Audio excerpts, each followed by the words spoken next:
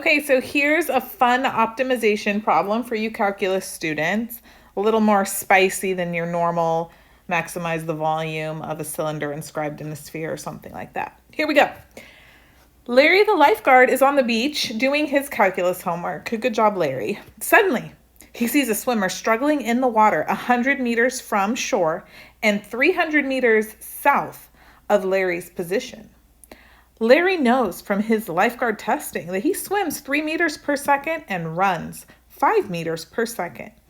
Larry quickly figures out the best path to take to get to the swimmer in the least amount of time. Find Larry's path. Okay, so what are we trying to optimize here? He's trying to get to the swimmer in the least amount of time. So what we're after is minimizing time. All right, and we're going to use the relationship that distance equals rate times time, but in this particular case, we're going to look at the fact that time is equal to distance divided by rate. And what's going on here? Well, Larry knows he can run faster than he can swim. So he's going to run up to a certain point and then jump in the water and save the swimmer. Let's draw out what's going on. Here's Larry at the lifeguard stand. This is the shoreline, okay? And the swimmer is over here. They're struggling. I want to indicate that they're struggling. Things are not going well for the swimmer. Now, the problem tells us that this swimmer is in water that is 100 meters from the shore. So here's the shoreline. This is 100 meters. And this is 300 meters south of Larry's position. So the total distance along the shore from Larry to where the swimmer is 300 meters there.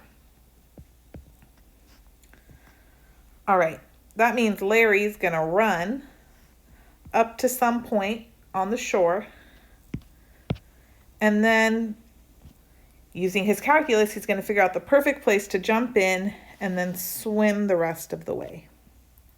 Okay, we're going to call this distance right here x. You'll see why I picked that one for x in just a second.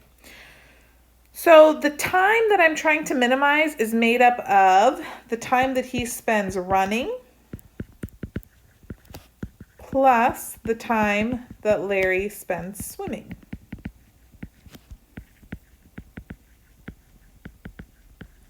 Okay, and I'm going to write this time as a function of x, where x represents the length of that side shown there.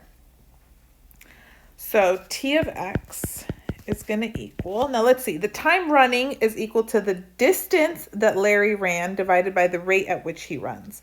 Now the distance that he's going to run is represented by this portion here, which is 300 minus x, right? Since that whole distance is 300 meters and I labeled that lower portion x, the distance that Larry runs is 300 minus x. And the rate at which he runs is given to us right here, 5 meters per second. Go Larry. So that's the time running. Plus, time swimming is going to be the distance that Larry swims. Larry swims this distance right here. Well, that's the hypotenuse of the right triangle that you see here. So, using the Pythagorean theorem, I know that that distance is the square root of 100 squared is going to have 4 zeros, right? So that's going to be 10,000 plus x squared. So the time swimming is the distance that he swam. So rad x squared plus 10,000 divided by the rate at which he swims, and he swims 3 meters per second. Okay, before we continue, since this is an optimization problem, I want to consider what the domain of my function is. So what values could x take on? Well, x could be 0. If x is 0, what does that mean for us? If x is 0, then that means Larry runs all the way down, and then he doesn't jump in the water until right here, and then he swims the shortest distance possible, 100 meters. So x could be 0. Or x could be 300. What would that be? Where Larry swims the whole way. He's like, forget it. I'm just going to swim. That's not going to be the fastest, though, you can tell, right? Because he doesn't swim as fast as he runs. So this is swims the whole way. And then 0 is he runs down the whole shore. Then swims. That's like the longest distance possible. Neither of which is appealing. He's trying to find that sweet spot in the middle. Hence, it's time to do some calculus. So we want to minimize t. I need its critical values. So let's find the derivative.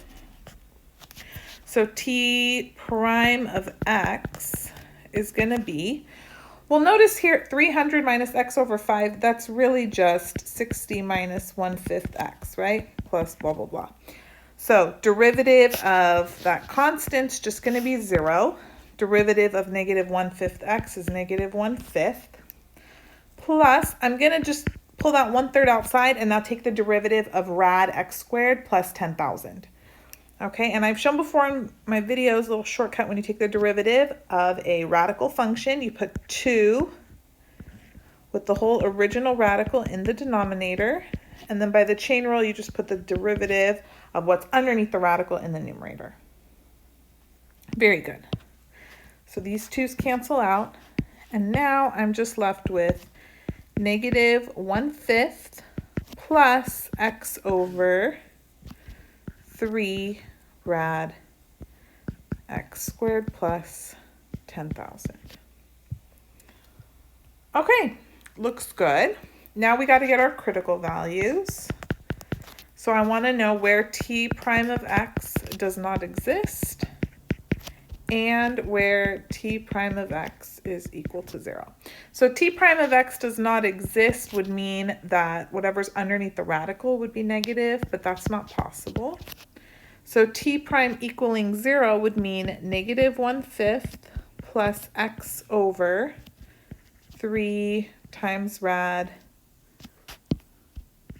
x squared plus 10,000 is 0. Okay, I'm going to move the 1/5 to the other side. So we have x over 3 times rad x squared plus 10,000 equals 1/5. We can cross multiply here. 5x equals the other product. So 5x equals 3 times rad x squared plus 10,000. Whew, okay. Now to get rid of the radical, let's go ahead and square both sides. Square it, square it. So when you square 5x, be careful, it becomes 25x squared. And then here the 3's not underneath the radical, so that's going to become 9 times x squared plus 10,000. Okay, good. And then, look, we're going to do this without a calculator. You don't even need it, because especially Larry, he's on the beach. I doubt he has a calculator, people.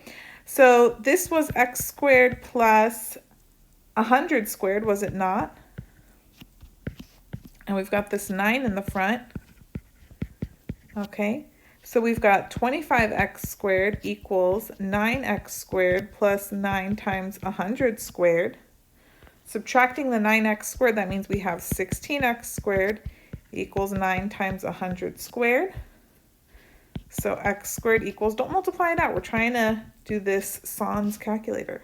Here we go. And then you take the square root of both sides.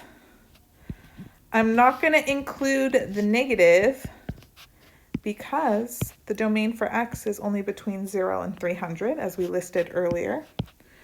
So x is equal to, now we can take the square root, no big deal, 3 times 100 over 4. 100 divided by 4 is 25, and 3 times 25 is 75. Okay, so that's our critical value here. And remember, since x is between 0 and 300, and I'm trying to find the absolute min, I need to check my endpoints. Don't forget to do this on optimization problems. So we're going to check t of 75, t of 0, and t of 300. And this goes into the original function t of x, which was 300 minus x over 5 plus rad x squared plus 10,000 over 3. Okay? And this is just to confirm that 75 yields the absolute min. It sure does. This is 86.7 seconds. T of 0 ends up being 93.3 seconds. And T of 300 is 105.4 seconds. So what does that tell us? Well, x equaling 75 minimizes the time. So if x is 75, let's go back to the picture. Okay. If this distance is 75 meters, that means he runs 300 minus 75, which is 225. So let's summarize our findings here. Larry should run 225 meters on the shore and then swim from there.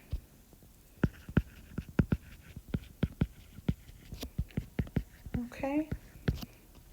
And hopefully he's pretty snappy at calculus so he could figure this out before the poor person drowned. All right, that concludes this little bonus optimization example. Hope you liked it. If you have any other requests for videos, let me know. I'm more than happy to take those and film whatever is helpful for you guys. Be sure to thumbs up, subscribe if you haven't already, and please share this video with your classmates, friends, whoever you think would enjoy it. Happy studying!